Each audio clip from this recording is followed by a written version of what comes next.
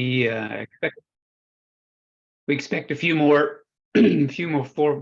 folks to be joining us soon, but I'll go ahead and get started with some introductions and start moving ahead on the webinar here. My name is Jonathan Neufeld. I'm the Great Plains Telehealth Resource and Assistance Center Director, and the Associate Director, Mary Devaney, is on the call also, kind of moving the levers and twisting the knobs behind the scene to get this to keep this webinar flying. So we are providing here today a little update on telehealth policy, both at the federal level and at the state level, and are glad that you all could join us for this webinar. We will be sending out the slides afterwards, so you'll have copies of the slides, and also there's an opportunity. I'll leave some time for Q&A. Go ahead and put your questions in the Q&A box. You can see it in your toolbar, and as time permits, we'll look at those and address those at the end of the webinar. We are Great Plains Telehealth Resource and Assistance Center, is located at the University of Minnesota. It's a project of the Institute for Health Informatics with federal funding. And we are one of 14 telehealth resource centers around the country. The 12 of us are regional, and you can see the regions there in colors on the map, and you can see where we are there at the University of Minnesota. There are also 2 national centers. If you look toward the right, bottom third right on this little graphic, gpTRAC, the Telehealth Technology Assessment Center, is a national center focusing on telehealth technology. And then the Center for Connected Health Policy in Sacramento is our national policy center, and they have some wonderful resources there with regard to policy for telehealth across the country. So you can reach us all at that orange link at the top, telehealthresourcecenter.org.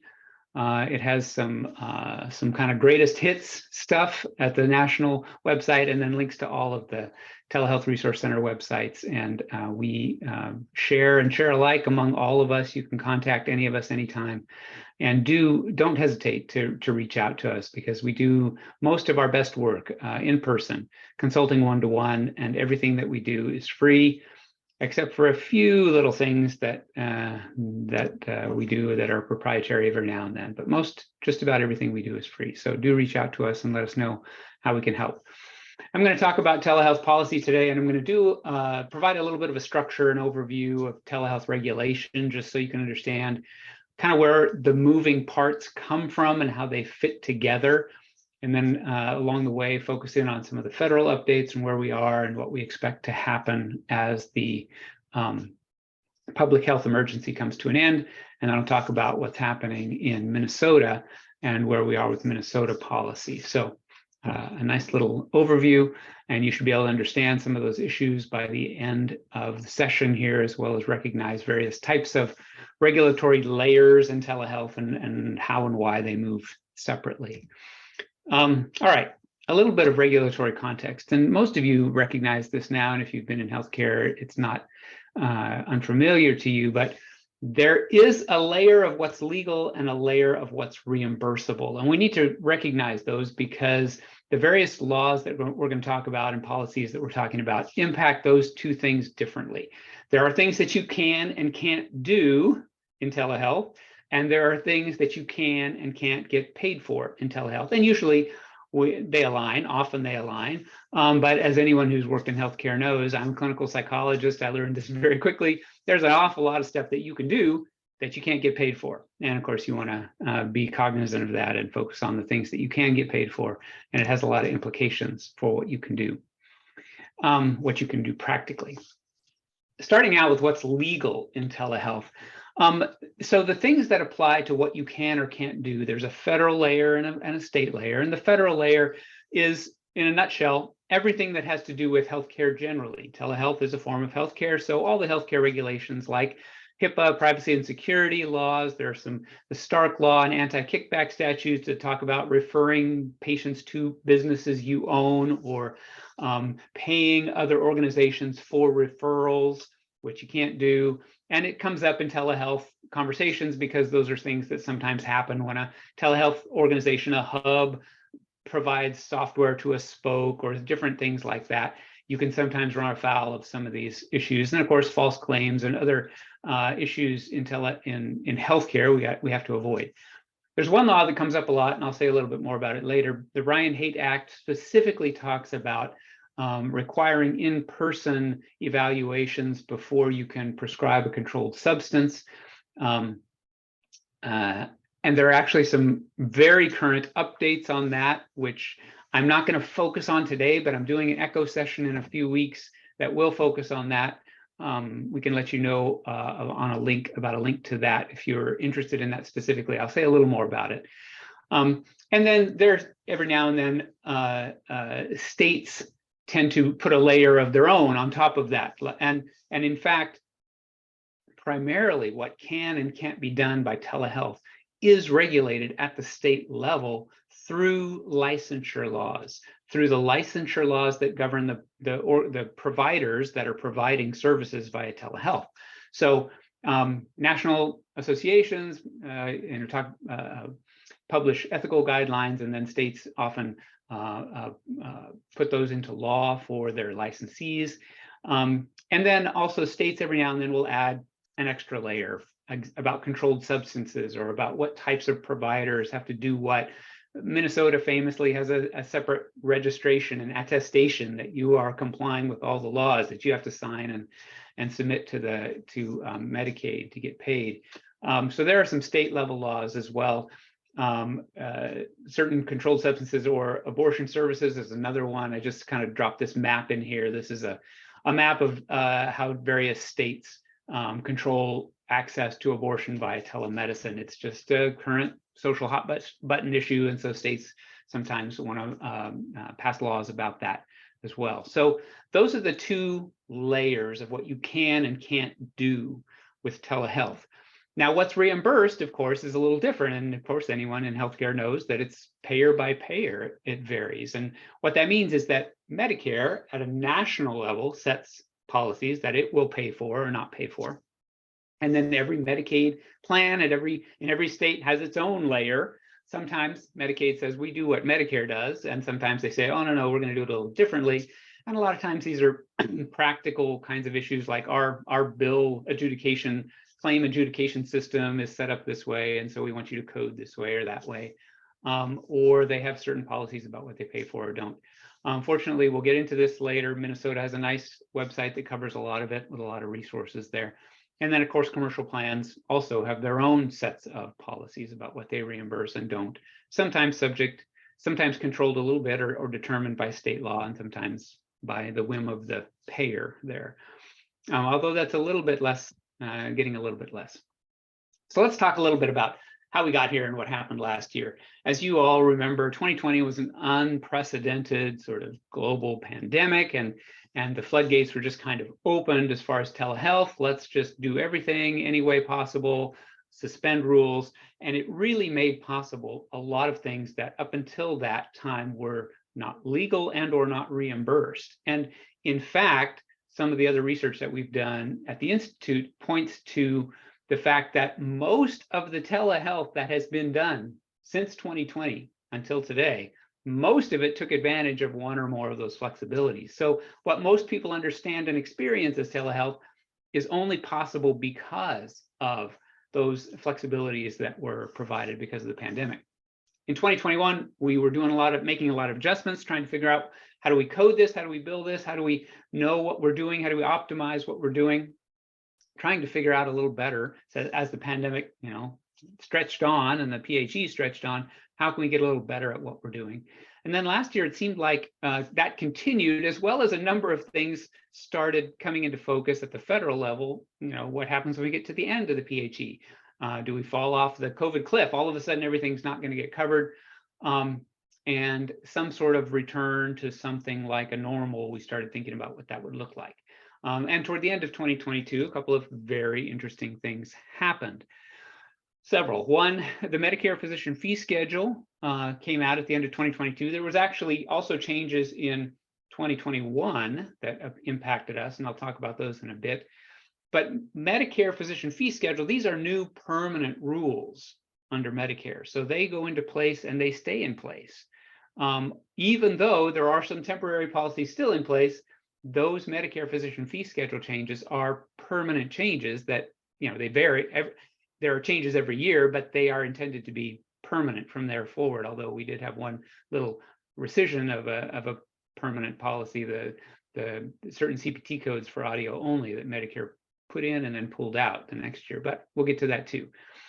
The Consolidated Appropriations Act made a big splash in 2021 or 2022 when it added the 151-day extension to certain core flexibilities, certain core programs within Medicare only, and I'll say a little more about that, as well as the omnibus bill that was passed right at the end of 2022 that basically said, what that 2020, what the Consolidated Appropriations Act did with 151, let's just push that out further to 2024. And it took the same bundle of things pretty much and just pushed it out further. So those are the major things that happened. And those things are still in place now, but they are in place temporarily. So you have this kind of two layers going on temporarily, where you have permanent things that are changes that's like the regular price, and then you have this temporary set of things like the sale price. It's like temporary sale, we're doing it this way right now, but when the sale's over, it's going to go back to the regular set of policies. All right. There are also, so we're going to focus on the federal issue for a bit here at the beginning, and we'll get to Minnesota in a bit. And what I'm trying to do is provide a conceptual sort of framework so you can understand what all these different parts are. The federal response is made up of multiple parts, but at least three main ones that concern us here today. There are expanded Medicare coverages. So the Medicare has permanent policies about what telehealth is and isn't, and Congress allowed Medicare to make some changes to those. Medicare had the ability to do some things itself under the emergency, under the public health emergency, and then Congress actually extended Medicare's ability to do that out further in time. The second and third things are a couple of the regulatory flexibilities are HIPAA and DEA that the Fed said, okay, we're going to make those flexible as well for the period of the PHE. Now those HIPAA and DEA flexibilities, so with about privacy and security and prescription for controlled substances, those end with the PHE. They have not been extended past the PHE. So on May 12th, that coach turns back into a pumpkin and we go back to HIPAA and DEA the way they were, which means you got to have a HIPAA compliant platform to do your telehealth on. HIPAA, actually, that law was never suspended. It was just HIPAA said, we're going to look the other way until the end of the PHE. So now, May 12th, now they can see you again, and they're going to check to see that you've got HIPAA compliant security practices in place. DEA is making some movements, but officially things go back to pre-pandemic regulations as of May 12th as well. And if I have time or if someone asks, I may say a little bit more. We just got a couple of announcements from DEA about some proposed rulemaking that will make some of these things more permanent. So those things, but in general, the Medicare stuff is what's extended. The DEA and the HIPAA flexibilities are what are not. They will end with the PHE. On top of that, states made a bunch of temporary changes as well as their own state permanent changes. So now most of the temporary changes at the state level have gone back, have been rolled back. Most of the states, all of the states, I believe, have ended their state level emergencies, and with that goes a lot of the cross-state licensing flexibilities that we found. That was regulated at the state level, and the states are done with that pretty much. Special emergency Medicaid coverages and emergency requirements for commercial plans, all of that was done at the state level, and pretty much all of that has been rolled back or rolled into some sort of permanent policy change. And that's of course the case in Minnesota with the Telehealth Act that was just passed last year. looking just for a second here at what happened for a couple of minutes at what happened in Minnesota, the temporary and permanent levels here. Minnesota, going back to 2015, Minnesota passed this Telemedicine Act in 2015 that required parity for telemedicine appointments and in-person appointments.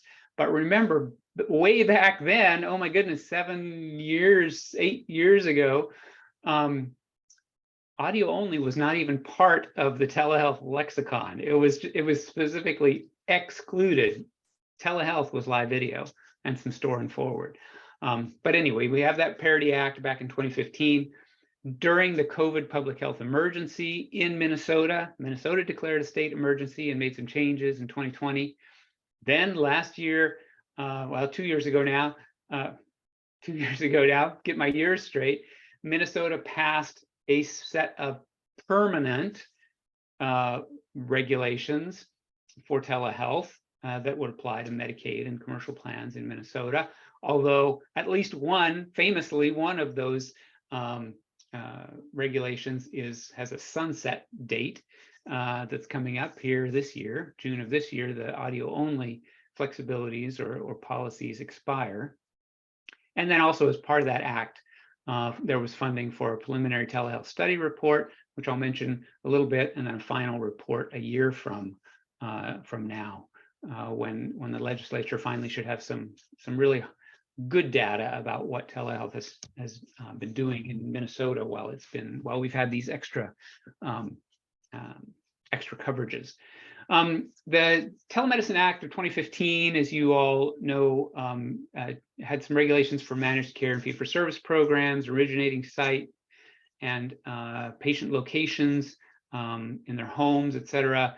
But with the requirement recognizing that sometimes you're going to need somebody there to present the case, to present the patient so that you can meet the standard of care. And that, as I recall, was left a little bit ambiguous, but at any rate, it was a functional set of requirements. And audio only, as I said, was not included. Commercial plans were supposed to cover telehealth at parity and a number of other things as well.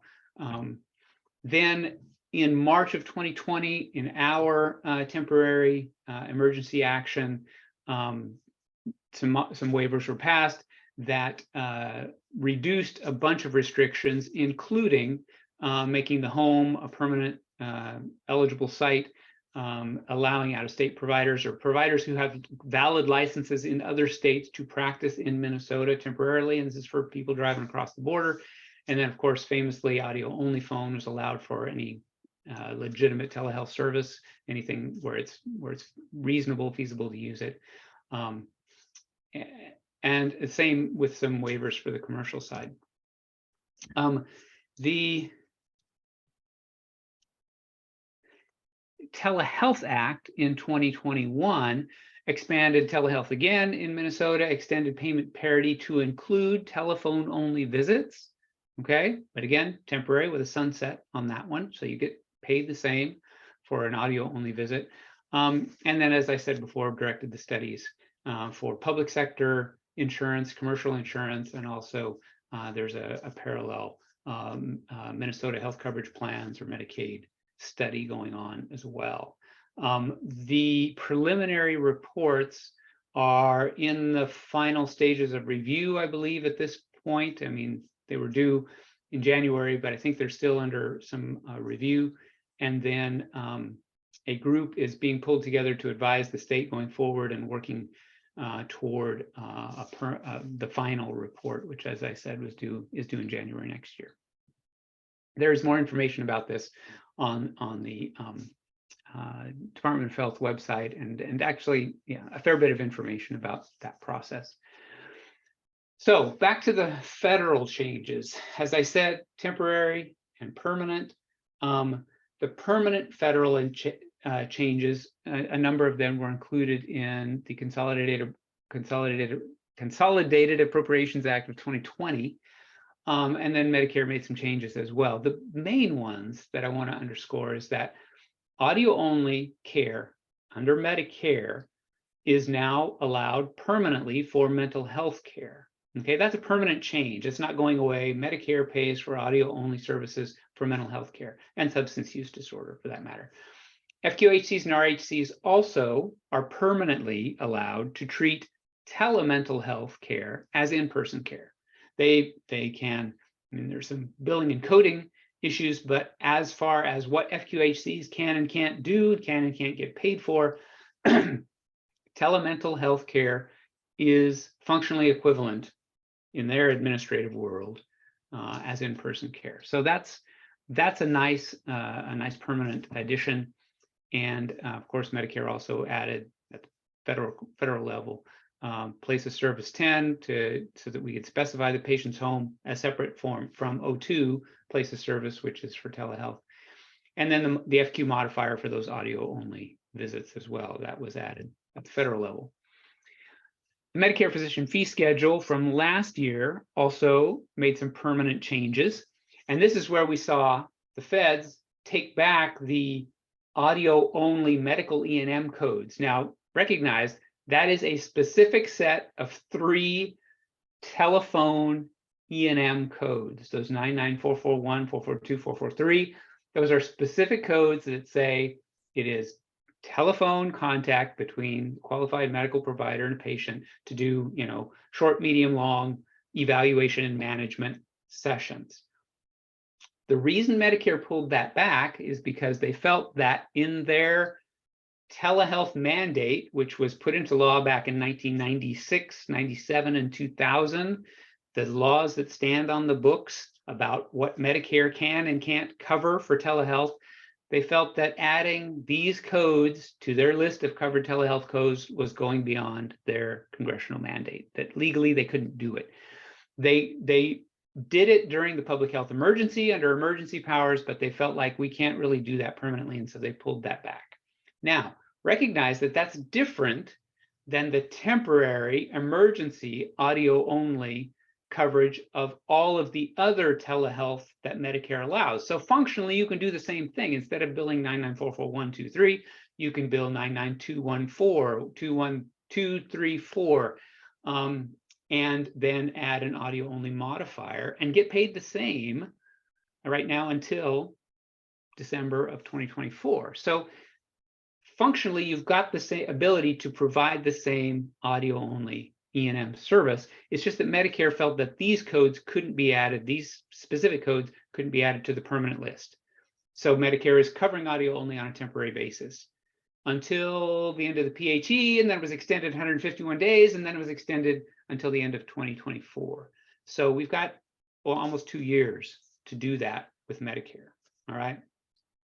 Medicare also in the physician fee schedule ended the practice of virtual direct supervision, which again, they had added as a temporary measure during the public health emergency because it seemed like it was appropriate to do that. They now think that the need for that has ended, and so they're pulling that back. With one exception I've been asked about before, there is a special, this was with one kind of exception. This was pulled back on January 1st for general incident to virtual direct supervision. There is another type of virtual direct supervision for cardiac rehab programs specifically that's tied to the PHE. So that type of virtual direct supervision is extended until the end of the PHE, which is May 11th. So not a whole lot longer, but a little bit different than general, than Medicare-wide virtual direct supervision. As they do every year, they added some new telehealth codes, 5 permanent, 54 temporary. I'm going to say a little about the different categories of telehealth codes in a minute.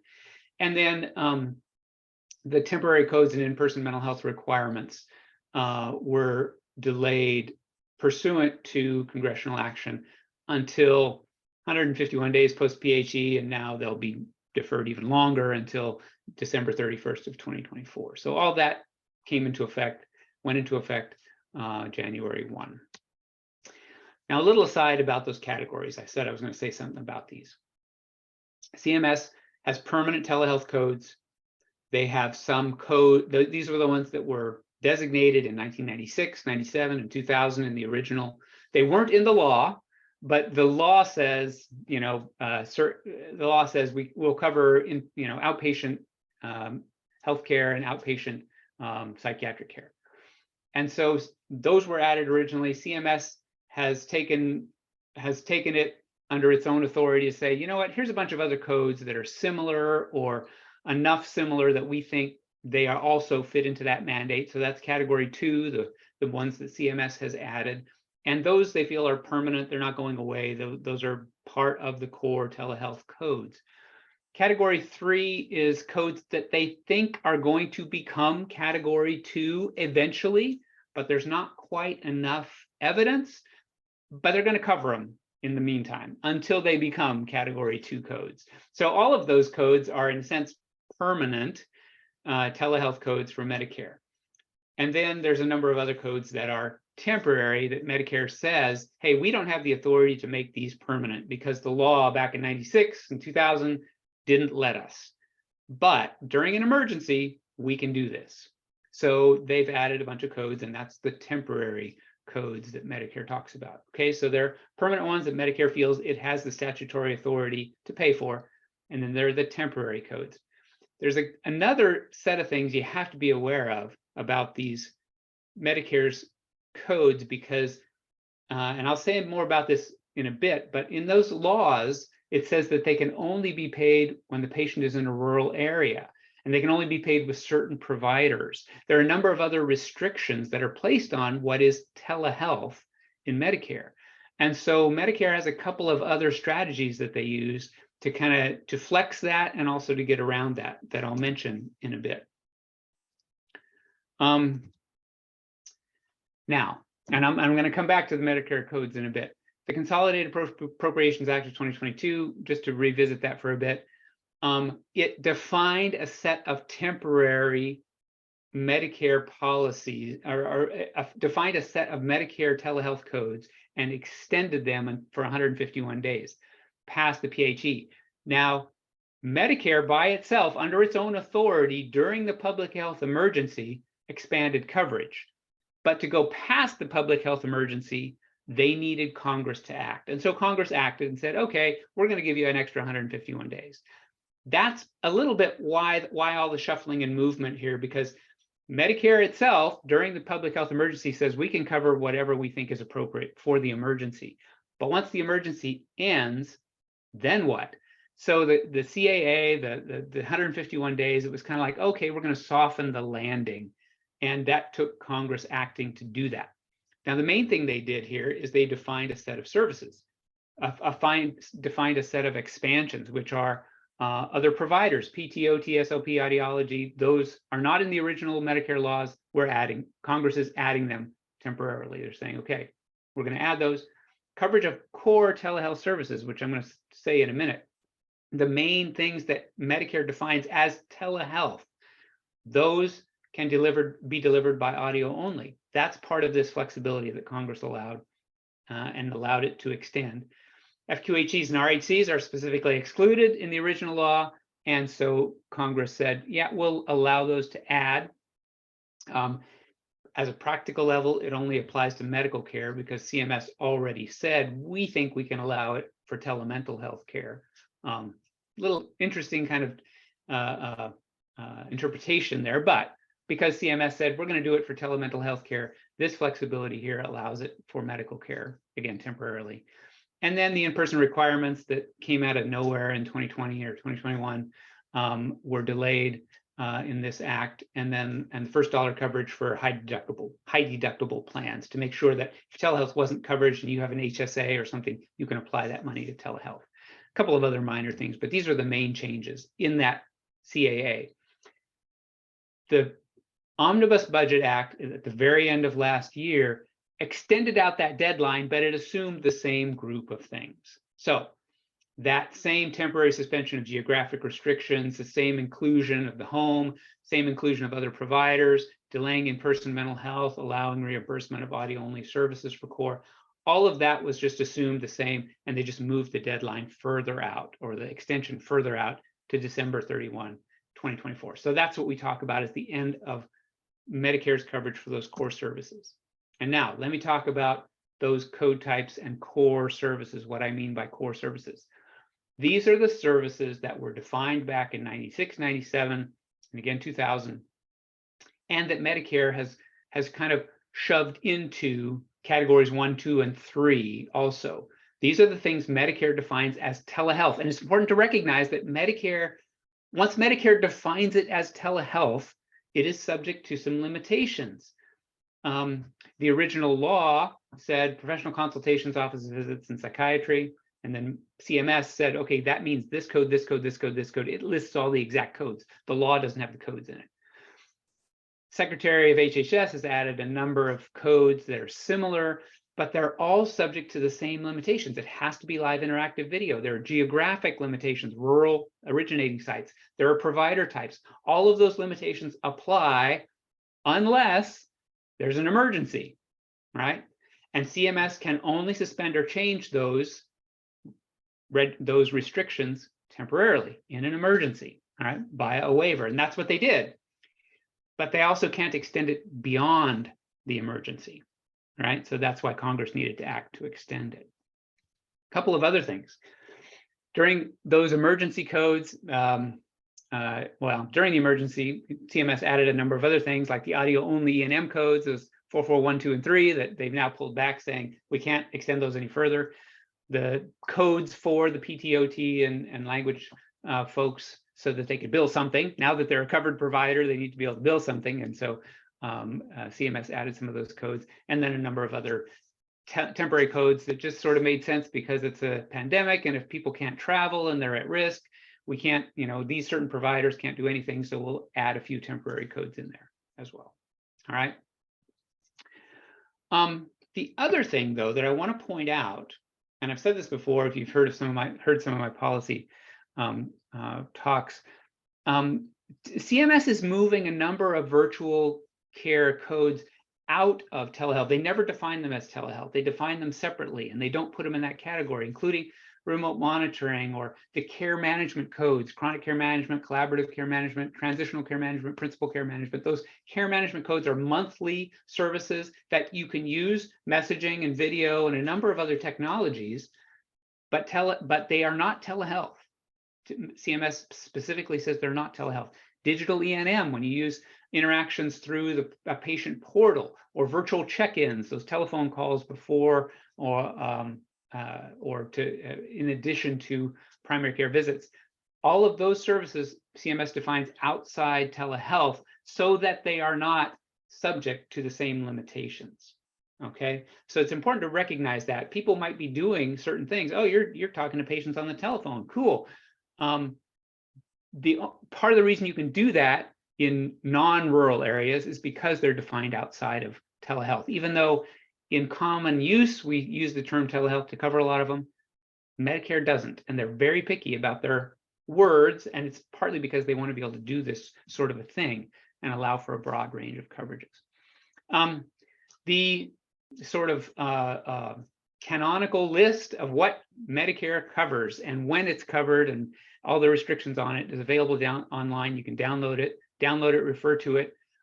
This version should be updated by now for the end of 2024. Some of the codes were only indicated as available through 2023, but I think they've updated this version by now. So if you can go to this link, you can just search for it and you'll find it. It's a very widely known document. So that will give you the final current, what is Medicare covering. So let's talk about where are we now, topic by topic. Let's talk about these topically, and then I want to quickly cover Minnesota as well. Audio only is legal everywhere. You can do it. You just can't always get paid for it, right? Federal Medicare reimbursement says we're not going to do it under the 441, 442, 443 codes, but other core telehealth services, those services that Medicare defines as telehealth, outpatient services, psychiatric care, you can bill with audio-only modifiers until the end of December, end of 2024. All right, and audio-only telehealth is permanently reimbursed for behavioral health and SUD care at Medicare. Okay, Medicare is going to allow that one in perpetuity. Okay, till otherwise. What about originating sites outside of rural areas or the patient's home? federal, Medicare are both those fall into the temporary coverages until December 31st, right? But if you're doing SUD care or a co-occurring behavioral health condition, it's all fine permanently. You can go to the patient's home permanently. Remember, if the professional fees are what's reimbursed to the provider at a qualifying location, the originating site facilities fee is also temporarily available to these extra locations. Okay, but even though they're being billed by the pro fee side now, but it's a little there's just a little distinction there. You want to don't let the Q301.4 code confuse where the pro fee is being paid, because that's different than the originating site fee. What about FQHCs and RHCs? Temporarily, they can do all forms of telehealth until December 31st, 2024. Of course, they're permanently allowed as originating sites, but can't bill pro fees permanently. And then for mental health and substance abuse care, the visit has been redefined to include live video and or audio with proper codes. And again, this is an example of CMS sort of redefining things so that things can be covered. So your FQHCs and RHCs, at least for the mental health SUD side, they're good for now. They're good permanently, and for the medical side, good until 2024. And I'd be surprised if we don't see some kind of change before then. Mental health in-person requirements. These kind of came like a ghost and are still floating around there somewhere in the netherworld, but they're delayed temporarily until the end of 2024. It's actually January 1, 2025, but not much different. But they're never needed, even when they go into effect, if and when they go into effect, they're never going to be needed when SUD is the primary diagnosis and or mental health is a secondary co-occurring diagnosis. And they're never needed if the originating site is not the patient's home. If the patient comes into the office, even every now and then you're okay, you're fine. And even if the patient can't come into the office, the provider and the patient can document risks and benefits on an annual basis and just waive the in-person visit. So it's still going to be pretty flexible, but again, don't even worry about it until 2024. What about interstate licensure? Multiple interstate licensure compacts are in place. They all vary a little bit, so be sure you understand before you talk about interstate licensure as one big thing. It's not. It's a bunch of little things for each licensure group, and it's only for states that are in. There are still a lot of states that are out. I haven't listed all the ones that Minnesota is in here, but you can check that at this link at the bottom and see which of these compacts Minnesota is in, which ones are pending. And then as far as controlled substances, flexibilities that are set to end with the PHE on May 12th, after May 11th, the buprenorphine Suboxone prescription after a remote eval, we can do that now, but supposedly on the 12th of May, we can't anymore. That's what these exclamation points just mean not in logical language. The methadone prescription remotely for existing patients, which is possible now, goes away. Doorstep parking lot delivery of SUD medications and practicing outside the home state with a single registration. These are all flexibilities that are due to go away. Now, DEA is expected to publish some new policies. The registry we still haven't heard about, but they have said that they are looking at extending the buprenorphine flexibility so that it can be prescribed for at least for 30 days, or an opioid, in opioid cases, 30 days worth of medication can be prescribed without an in-person visit. Now that's a proposed rule. It would go into effect next year, but they are proposing that. And SAMHSA, as I said here, has proposed that. Well, it looks like DEA heard, got the message, and they're proposing it. But again, it's a 30-day supply, so it's not going to solve a lot of problems. It'll solve some. Still going to be a challenge going forward. All right, let's talk about Minnesota here. Nice website. You can all go there. You can all see exactly what I'm providing here.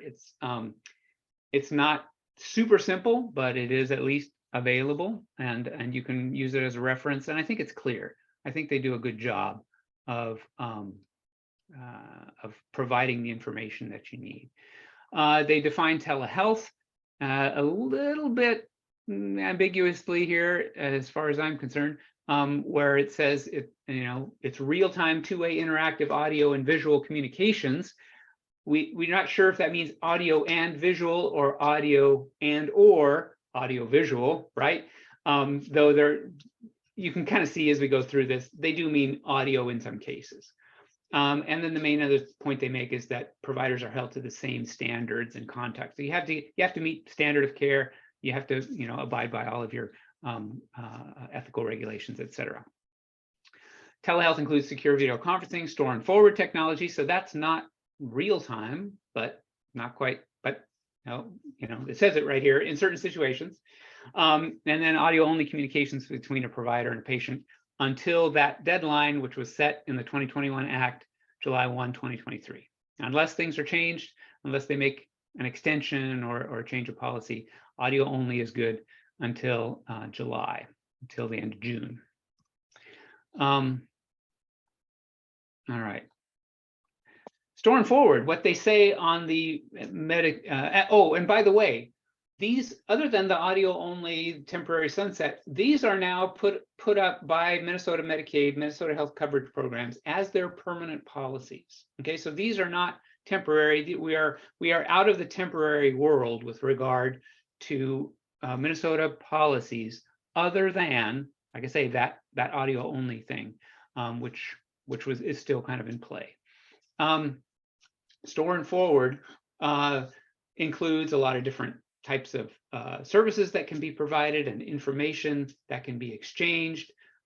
It substitutes for an interactive encounter, even though the patient is not present in real time. So this is a definition that they're going to use in some other situations for services that you can provide, or certain codes that you can bill, and in certain situations. So that's a nice addition, a nice extra practice that can be used, although in a lot of cases, how practical it's going to be is going to be up to providers to figure out. They make some requirements with regard to equipment, just saying basically it has to be HIPAA compliant, and you can't require a patient to pay for a certain type of technology or an app that charges a fee in order to see you. Okay. I think a nice restriction there, or at least allows maximum access. As you all, if you've been in telemedicine in Minnesota, you still have this self-attestation form, provider assurance statement. It's still available. All providers are now on a single kind of form, and you just have to file this once. And then the state keeps it on file. You don't have to redo it every year, or but it is for every licensed provider. And then the coverage in general for telehealth services is medically necessary services provided by a licensed healthcare provider. So anyone who's licensed to be paid by Medicaid can be paid for telehealth services. And those services, they don't give a restrictive list, but it is an example, a list of examples. It could be more than this, or it extends beyond this list. But basically, just about everything that makes sense to do by telehealth, you can do and get paid for via telehealth with Minnesota Health Coverage Program. So consultations, ESRD, subsequent hospital nursing services, so not evals, but subsequent, so not the intake, but the subsequent service, and a number of other counseling sessions, individual and group sessions, et cetera. The audio only rules in the current policy is that audio only communication is covered if it's a scheduled appointment and the standard of care for the service can be met. Okay, so there is some, they do want you to know that you're still on the hook to meet the standard of care. And they leave that up to the licensee community to a certain extent. I mean, ultimately, if the state says you didn't meet the standard and you say you did, I suppose that's their call. If somebody else were to raise the question, it would be a matter of licensing boards to determine if you met the standard. Substance use disorder and mental health treatments can make use of audio only on an emergency basis. Okay, so and this is just to provide a little more flexibility to those providers. There's a distinction made between, you know, a scheduled appointment that you're planning to call with the patient. They don't want the patient to just in a medical setting, the patient to call the doctor or the doctor to call the patient, and the patient never knows that this is a telehealth appointment. They just think they're talking on the phone to somebody at the doctor's office. The doctor gets on and bang, they get hit with a bill that they weren't expecting, right? There's consent is a big deal in telehealth, and we want to avoid that at the same time. And so that's why it has to be a scheduled appointment that the patient knows, hey, this is an appointment, you're going to have a copay, et cetera, et cetera. If you have a copay. But they did want to provide some flexibility for substance use and mental health crisis care. So in that case, it may not be scheduled in an emergency situation. Makes sense, and it sounds legit. Not my call to say whether it's legit, but it does make sense.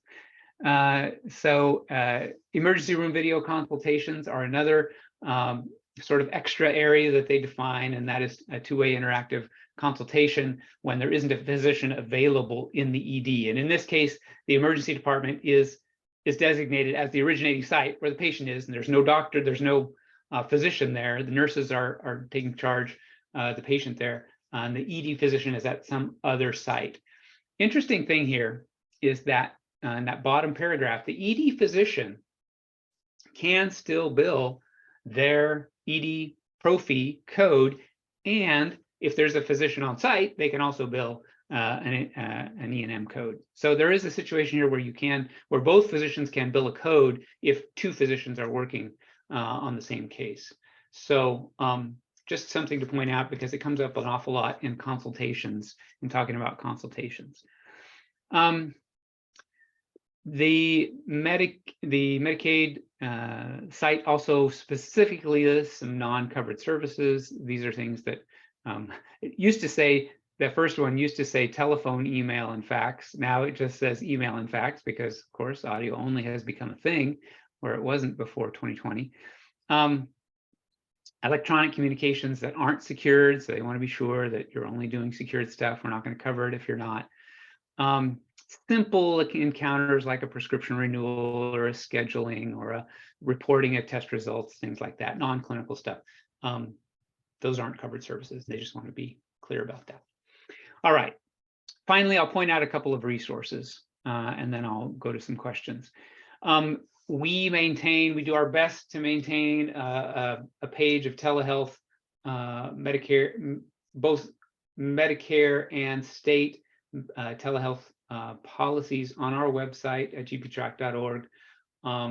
That green overview, that's a tab, and there are a number of tabs cover Medicaid and commercial and licensure and a number of other topics. We try to keep this up to date. Right now, I can tell you it's a little bit out of date, and your best bet is probably to go directly to the DHS website. But this is a resource as well that we pulled together before consolidated policy pages were available. We also have a billing guide that covers a number of billing specifics for commercial plans as well as Medicaid and Medicare. That billing guide hasn't been updated for a while. Our funding to keep those billing guides up to date went away, but it is available and it's a nice resource for some of the commercial payers in the state. So you can download that as well and make use of that. Also, for the FQHCs and RHCs out there, many of you probably know CCHP, our policy TRC has a fabulous resource with tons of resources, a fabulous website with tons of resources. In the last year, through a partnership with the National Association of CHCs, they have been able to add specific FQHC tabs to every state policy page. So information about how FQHCs get paid and any kind of specific regulations for them with regard to telehealth are available on that CCHP website. So do make use of that resource. There are also a number of other links on the right side here. DHS keeps a website. NAC, of course, has some website resources. So specific resources being developed for that particular provider community. Here's my contact information there in the middle. Please do reach out to us, or you can send an email also to gpTRAC@umn.edu. Like I say, we do a lot of our work one-on-one, because so much of telehealth is a specific situation, specific state, specific provider, and it varies quite a bit from site to site, place to place.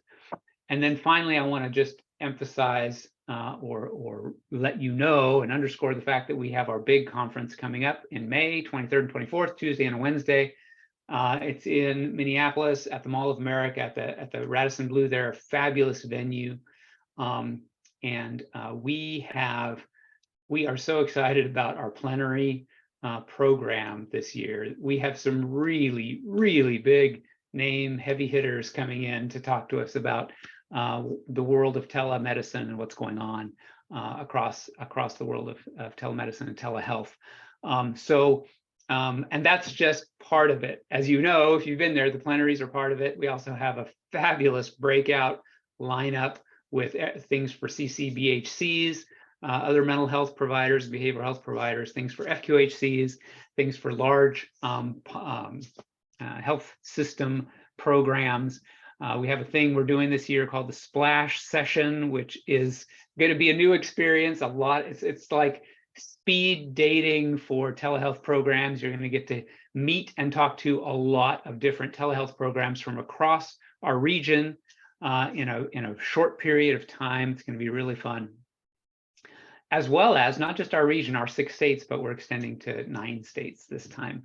So Kansas, Missouri, and Oklahoma are coming as well. So you'll get to see some folks from there. All right, that's all I have. I'll leave my contact information up and I'll go to some questions. Many online clinics, first question, many online clinics have popped up to provide ketamine at home. Do you think they'll continue to operate? I don't know. Ketamine is its own, it's kind of a niche issue. I know DEA has some concerns about it. I suspect that their impulse, my sense of DEA's impulse is that they want to be sure and get a regulatory frame around something quickly. And so, and it's not specifically named in the flexibilities that DEA has talked about. So I can't really say what's going to be the future of that. If the registry comes to pass, then organizations are going to be able to register or at least define themselves within a safe harbor for telemedicine programs. But we still don't know, does a standalone ketamine at-home clinic qualify as a telemedicine program? We don't know that. So, or they could define that in a certain way. So we just need to be, sorry, I can't tell you more about that. That's crystal ball stuff that I don't have. Next question, my understanding is that hospital outpatient departments will be permitted to bill for remote mental health services on an individual basis, but when provided as part of a partial hospitalization program, I imagine that's PHP, services furnished remotely only apply for the duration of the PHE. Yikes, this is a little bit niche too. The ability for facilities to bill a UB on a UB form and all of that predates the PHE, and so some of that may just continue on. It really is gonna, I think there's gonna be, A, I should look into this further before I say any more, and B, I think it's going to be a combination of new things and old things that apply here. Send us an email and let us find the specific answer to this, just so we don't give it to you wrong. But send us an email about those specific services, and we'll dig into that. It also could be that the overall Medicaid regulations don't cover this. It wouldn't be the first time that certain specific programs aren't covered in the overall telehealth regulations. We have a couple providers located in New York and or Florida provide telehealth, right? Okay, patients located in Minnesota. That sort of arrangement, there's no reason that won't be allowed. presumably, you didn't say this, but presumably they are licensed in Minnesota. They have to be licensed in Minnesota. During the state PHE was the only time they didn't have to be, but that state PHE is already over, and that if they're not licensed in Minnesota, then that's no longer allowed. If they are licensed in Minnesota, then that particular arrangement, there's nothing wrong with it. They bill as you bill. They are your employees or your contractors, and they turn over billing to you, and you bill as yourself a Minnesota clinic. And that arrangement will continue. Now, if they fall into one of the situations where patients have to be seen in person, there is pretty good evidence, and don't cite me for your legal authority on this, but there's pretty good consensus that a visit to the clinic is going to substitute or be as good as take the place of a visit to that specific provider. But again, if there are details around this, and there always are, reach out to us or directly and let us provide a little more direct information. If we have a little more, if we have a little more information, we can provide a little better answer. Providing OB care via telehealth. Well, that is a question. What are the laws around providing tele-OB care? That's a question worth following up directly. I'm not going to be able to go into that. I will suffice to say there are not specific rules about OB care specifically. So what you end up in is a situation where you have to interpret the laws about primary care and evaluation and management codes, and what you can and can't do by telehealth for your specific situation, and whether it meets the standard of care for your specific situation. We would be happy to talk you through that. Give us a call and set up an individual appointment. For SUD providers, is there a policy around how many clients can be in a telehealth counseling group? In person is 16, but wanting to know about telehealth. No, I don't think that there are, at least none that I have seen, and it depends if we're relying on federal limitations or state limitations. I haven't seen either. I sure wouldn't push it too far. I wouldn't do a 100-person group or even a 25. Yeah, 20. You're talking about, can we do 25 or 30? I haven't seen a regulation about that. I don't know. And I think that where you would be, the exposure in that situation would be whether somebody would say, you know, this is just not meeting the standard of care because you get too many people talking at once, not enough provider presence or whatever, and one of your clients or patients might complain, and then you would have to justify why you think it does meet the standard of care. If the in-person standard is 16, why you think you can do more by video and still meet the standard. So that would be, I think, the situation I'd be wary of. Facility fees when the patient's at home. As far as I understand it, that will end with the PHE on May 11th for Medicare, and I don't think that it's not available in Minnesota already. That has ended already in Minnesota. So yeah, that's my understanding with the originating site facility fee when the patient's at home. I should also mention we're an RHC. Oh, okay. Okay, excellent. Done. And then patient parity is a big driver. How does this help? How does this help the sunsetting? Well, like I said, behavioral health is not going to sunset. We've got a lot of flexibility there. I suspect there are some more details I would need to know to answer this question well. So why don't you follow up with us directly there as well? All right, I will stop there. That's at the end of our hour. And again, thank you everybody for coming. Thanks for your interest in telehealth and for your efforts in this regard. The session was recorded. You can get access. We will make the recording available on our website, as well as sending out the slides to the attendees. And with that, we will end and hope to see you at our conference down the road.